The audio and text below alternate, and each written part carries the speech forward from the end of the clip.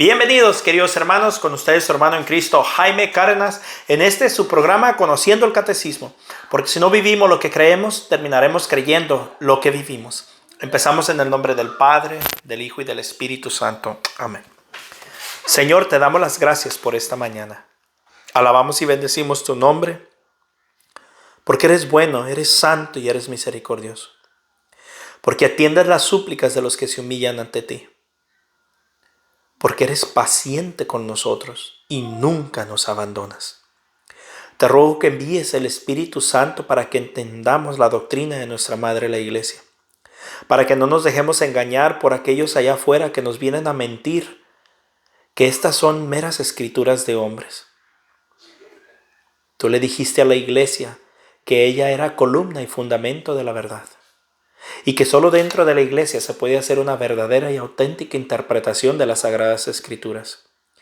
Y esa interpretación es la que está en el Catecismo Católico y en toda la riqueza que tenemos a través de 2000 años. No permitas que nos roben esta virtud, Señor, la gran virtud de ser católico, pero un católico de verdad, un católico formado, un católico centrado en la Eucaristía y en ti como único Señor y Salvador, acogido y amado por todos los santos y siempre orando por nuestros hermanos en el purgatorio. Bendícenos y guíanos en el nombre del Padre, del Hijo y del Espíritu Santo. Amén. Pues bien, mis hermanos, vamos a continuar con la primera sesión, que es la economía sacramental, en el numeral 1076. El día de Pentecostés, por la efusión del Espíritu Santo, la Iglesia se manifiesta al mundo. El don del Espíritu inaugura un tiempo nuevo en la dispensación del misterio. El tiempo de la Iglesia, durante el cual Cristo manifiesta, hace presente y comunica su obra de salvación mediante la liturgia de su Iglesia, hasta que Él venga. 1 Corintios 11:26. Por eso nosotros los católicos hacemos el mismo rito ya por 2000 años. Y nos dicen, pero ¿para qué hacen lo mismo? Porque Él dijo, hagan esto en memoria mía. Y lo hemos seguido haciendo. Durante este tiempo de la Iglesia, Cristo vive y actúa en su Iglesia y con ella, ya de una manera nueva, la propia de este tiempo nuevo. Actúa por los sacramentos. Esto es lo que la tradición común de Oriente y Occidente llama la economía sacramental. Esta consiste en la comunicación o dispensación de los frutos del misterio pascual de Cristo en la celebración de la liturgia sacramental de la Iglesia. Por ello es preciso explicar primero esta dispensación sacramental, capítulo 1. Así aparecerán más claramente la naturaleza y los aspectos esenciales de la celebración litúrgica, capítulo 2. Capítulo 1. El misterio pascual en el tiempo de la Iglesia. La liturgia, obra de la Santísima Trinidad, artículo 1. El Padre, fuente y fin de la liturgia, numeral 1077. Bendito sea el Dios y Padre de nuestro Señor Jesucristo, que nos ha bendecido con toda clase de bendiciones espirituales en los cielos en Cristo, por cuanto nos ha elegido en Él antes de la creación del mundo, para ser santos e inmaculados en su presencia, en el amor, eligiéndonos de antemano para ser hijos adoptivos por medio de Jesucristo, según el beneplácito de su voluntad, para alabanza de la gloria de su gracia, con la que nos agració en el amado. Efesios capítulo 1, versículos 3 al 6, y con esto van 2 lecturas bíblicas. Numeral 1078. Bendecir es una acción divina de la vida y cuya fuente es el Padre. Su bendición es a la vez palabra y don, benedictio, eucología, eulogía. Aplicado al hombre, este término significa la adoración y la entrega a su Creador en la acción de gracias. Numeral 1079. Desde el comienzo y hasta la consumación de los tiempos, toda la obra de Dios es bendición. Desde el poema litúrgico de la primera creación hasta los cánticos de la Jerusalén celestial, los autores inspirados anuncian el designio de la salvación como una inmensa bendición divina. Numeral 1080. Desde el comienzo, Dios bendice a los seres vivos, especialmente al hombre y a la mujer. La alianza con Noé y con todos los seres animados renueva esta bendición de fecundidad, a pesar del pecado del hombre por el cual la tierra queda maldita. Pero es a partir de Abraham cuando la bendición divina penetra la historia humana, que se encaminaba hacia la muerte, para hacerla volver a la vida a su fuente. Por la fe del Padre de los creyentes que acoge la bendición, se inaugura la historia de la salvación. Numeral 1081. Las bendiciones divinas se manifiestan en acontecimientos maravillosos y salvadores. Miren, aquí nos está hablando de toda la bendición desde el comienzo de la historia para que sigamos el hilo.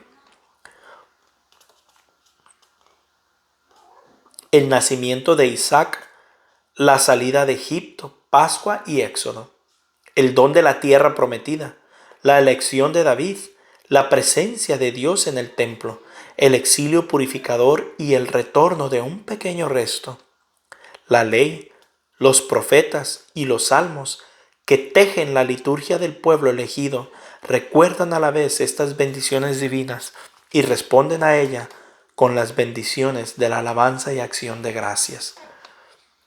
Mis hermanos, escuchemos con atención y veamos si esto es, como dicen otras sectas, un libro de hombres solamente. Veamos si acaso algún protestante puede hablar así. Miren nomás con qué riqueza nos habla la iglesia. Y pensar que ellos dicen que este es un libro solo escrito por hombres y ya. Numeral 1082. En la liturgia de la iglesia, la bendición divina es plenamente revelada y comunicada. El Padre es reconocido y adorado como fuente y el fin de todas las bendiciones de la creación y de la salvación. En su Verbo encarnado, muerto y resucitado por nosotros, nos colma de sus bendiciones y por él derrama en nuestros corazones el don que tiene todos los dones, el Espíritu Santo. Numeral 1083. Se comprende, por tanto, que en cuanto a respuesta de fe y de amor a las bendiciones espirituales, con que el Padre nos enriquece, la liturgia cristiana tiene una doble dimensión. Por una parte, la Iglesia, unida a su Señor y bajo la acción del Espíritu Santo, bendice al Padre por su don inefable. 2 Corintios 9:15. Van 3 lecturas. Mediante la adoración, la alabanza y la acción de gracias. Por otra parte, y hasta la consumación del designio de Dios, la Iglesia no cesa de presentar al Padre la ofrenda de sus propios dones y de implorar que el Espíritu Santo venga sobre esta ofrenda, sobre ella misma, sobre los fieles y sobre el mundo entero, a fin de que por la comunión en la muerte y en la resurrección de Cristo sacerdote y por el poder del Espíritu, estas bendiciones divinas den fruto de vida para alabanza de la gloria de su gracia. Efesios 1:6. 4 lecturas. Segundo, la obra de Cristo en la liturgia. Cristo glorificado, numeral 1084. Sentado a la derecha del Padre y derramando el Espíritu Santo sobre su cuerpo, que es la iglesia, Cristo actúa ahora por medio de los sacramentos, instituido por Él para comunicar su gracia. Los sacramentos son signos sensibles, palabras y acciones accesibles a nuestra humanidad actual. Realizan eficazmente la gracia que significa en virtud de la acción de Cristo y por el poder del Espíritu Santo. Numeral 1085. En la liturgia de la Iglesia, Cristo significa y realiza principalmente su misterio pascual. Durante su vida terrestre, Jesús anunciaba con su enseñanza y anticipaba con sus actos el misterio pascual. Cuando llegó su hora, vivió el único acontecimiento de la historia que no pasa. Jesús muere, es sepultado, resucita de entre los muertos y se sienta a la derecha del Padre. una vez por todas.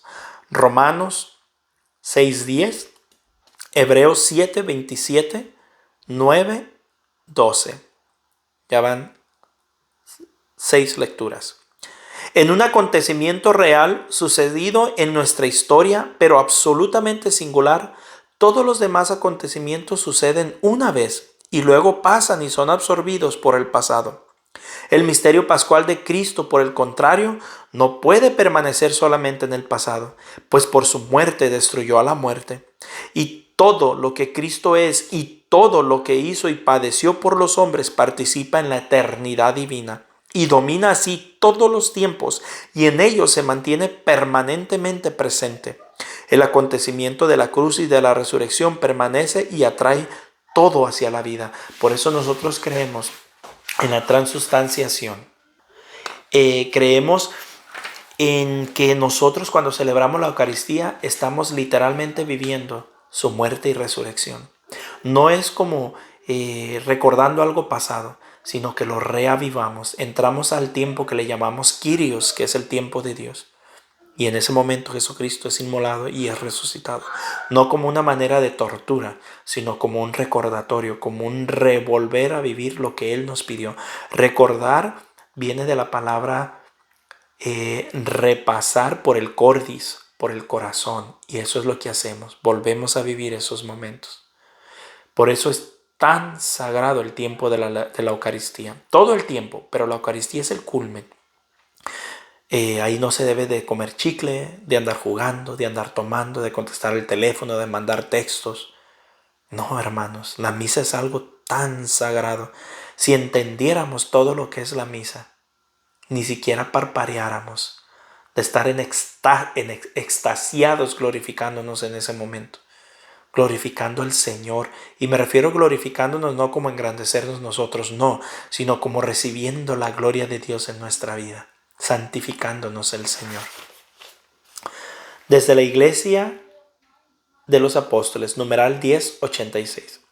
Por esta razón, como Cristo fue enviado por el Padre, Él mismo envió también a los apóstoles, llenos del Espíritu Santo, no solo para que al predicar el Evangelio a toda criatura anunciaran que el Hijo de Dios anunciaran que el Hijo de Dios con su muerte y resurrección nos ha liberado del poder de Satanás y de la muerte y nos ha conducido al reino del Padre, sino también para que realizaran la obra de la salvación que anunciaban mediante el sacrificio y los sacramentos en torno a los cuales gira toda la vida litúrgica. Numeral 1087. Así Cristo resucitado, dando el Espíritu Santo a los apóstoles, les confía este poder santificador, se convierte en signos sacramentales de Cristo. Por la fuerza del mismo Espíritu Santo confían en este poder a sus sucesores. Esta sucesión apostólica estructura toda la vida litúrgica de la Iglesia. Ella misma es sacramental, transmitida por el sacramento del orden, algo que no tienen nuestros hermanos no católicos, y por eso les arde cuando hablamos de la Iglesia, porque la Iglesia tiene este poder. Dice Jesucristo a los apóstoles: así como el Padre me envió a mí, así los envío a ustedes, y a quienes no los escucha a ustedes, tampoco me escuchan a mí. Miren nomás qué envío, Siéntete dichoso de estar dentro de la Iglesia Católica, porque nosotros escuchamos a los sucesores de los apóstoles, por lo tanto escuchamos a Jesucristo. No significa que somos los únicos que nos vamos a salvar. Nosotros no sabemos si Dios encontrará buena voluntad en las otras personas. De hecho, hay una diferencia entre el protestante que ha nacido ahí, crecido ahí, y el protestante que era católico y ahora es un hereje. Es muy distinto. Puede haber muchos protestantes santos dentro de lo que cabe en las sectas que pertenezcan, porque ahí nacieron y no saben de la riqueza de la Iglesia. Por lo tanto, el criterio de ellos y el juicio de ellos será muy distinto a los herejes que, siendo católicos, se alejaron y ahora se convierten en enemigos de la Iglesia cuando la atacan, la juzgan y la condenan. Ellos sí, pobres de ellos, que Dios tenga misericordia de todos ellos. pero igual solo Dios sabe lo que a cada quien le espera. Pues bien, mis hermanos, un fuerte abrazo, la paz del Señor, y mañana continuaremos, que Jesucristo está presente en la liturgia terrena. Un fuerte abrazo y la paz del Señor.